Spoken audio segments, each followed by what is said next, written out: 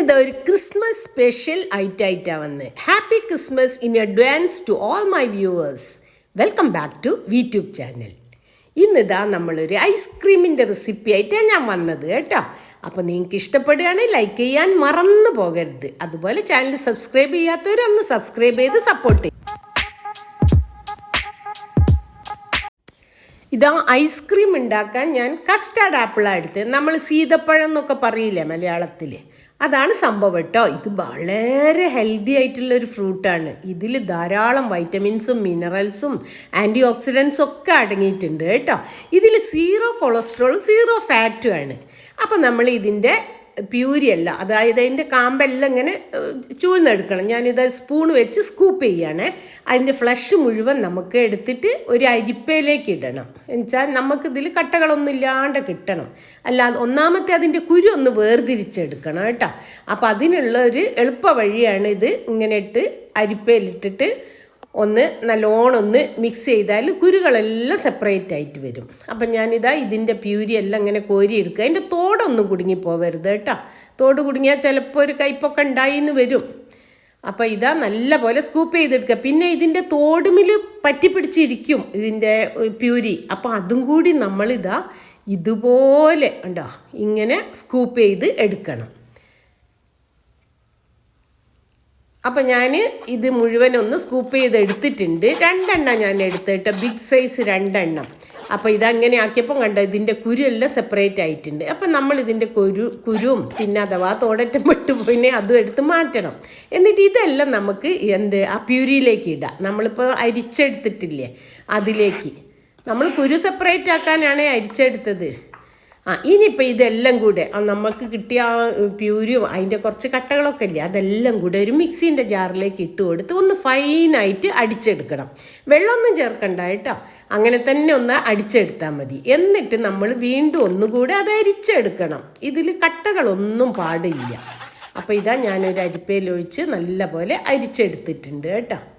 അരിപ്പേൻ്റെ ബാക്കിലൊക്കെ ഉണ്ടാവുക, അതൊക്കെ നമ്മൾ ഒന്ന് വരണ്ടി എടുക്കണം കേട്ടോ. പോക്കരുത്, അത്രയും നല്ല സാധനമല്ല.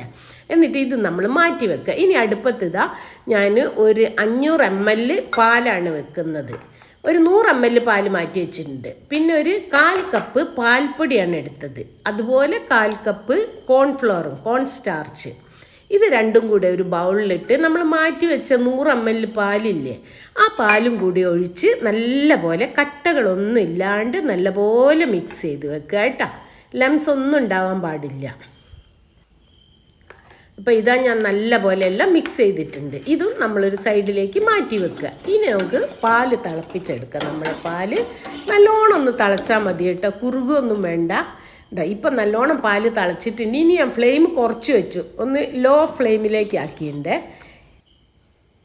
ഇനി ഇതാ നമ്മൾ മിക്സ് ചെയ്ത് വെച്ച നമ്മുടെ മിൽക്ക് പൗഡറും കോൺ സ്റ്റാർച്ചും കൂടെ അതിലിട്ട് നല്ലോണം ഇളക്കണം കേട്ടോ. കണ്ടിന്യൂസ് ആയിട്ട് കോൺസ്റ്റൻ്റ് ആയിട്ട് ഇളക്കണം. അല്ലെങ്കിൽ എന്താ പറയുക, ലംസാവും, കട്ടയാകും. അത് മാത്രമല്ല അടിയിലും പിടിച്ചു പോകും, കരിഞ്ഞു പോകും. അപ്പോൾ ഇതാ ഇത് നല്ലോണം തിളച്ച് വെന്തിട്ടുണ്ടല്ലോ. അപ്പം നമ്മൾ എടുത്തു വെച്ച് കസ്റ്റാർഡ് ആപ്പിൾ പ്യൂരി അത് ഇട്ട് കൊടുക്കുക. മുഴുവൻ ഇടണ്ട കേട്ടോ, കുറച്ച് നമ്മളവിടെ വെക്കണം, ഒരു 25%. എന്തിനറിയാം, അതിൻ്റെ പച്ചേൻ്റെ ടേസ്റ്റ് തന്നെ നമ്മൾ ഐസ്ക്രീമിന് കിട്ടണം. അതിന് വേണ്ടിയിട്ട് അത് ഞാനവിടെ മാറ്റി വെച്ചു. ഇനി ഇത് നല്ലപോലെ ഒന്ന് തിളപ്പിച്ചെടുക്കണം കേട്ടോ. നല്ലപോലെ മിക്സ് ചെയ്യാം. ഇതാ ഇപ്പോൾ ഇത് തിളച്ച് വന്നിട്ടുണ്ട്. അപ്പം ഞാൻ അതിലേക്ക് ഒരു 1/2 കപ്പ് പഞ്ചസാരയാണ് ചേർത്തത്. മധുരമൊക്കെ നിങ്ങൾക്ക് ഇഷ്ടത്തിനനുസരിച്ച് ചേർക്കുക, കൂട്ടുക കുറയ്ക്കുക എന്ത് വേണേലും ചെയ്യുക കേട്ടോ.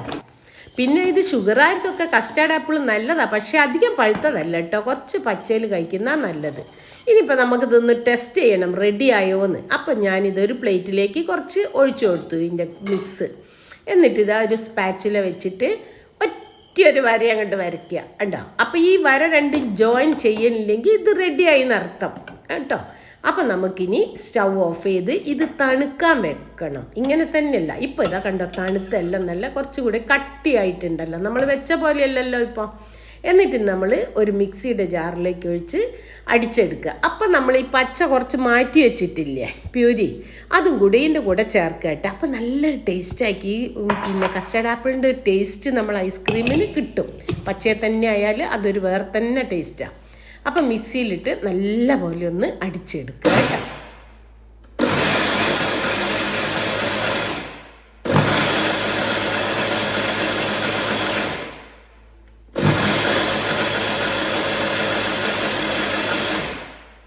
ഇപ്പോൾ ഇതാ ഞാൻ നല്ല ഫൈനായിട്ട് അടിച്ചെടുത്തിട്ടുണ്ട്.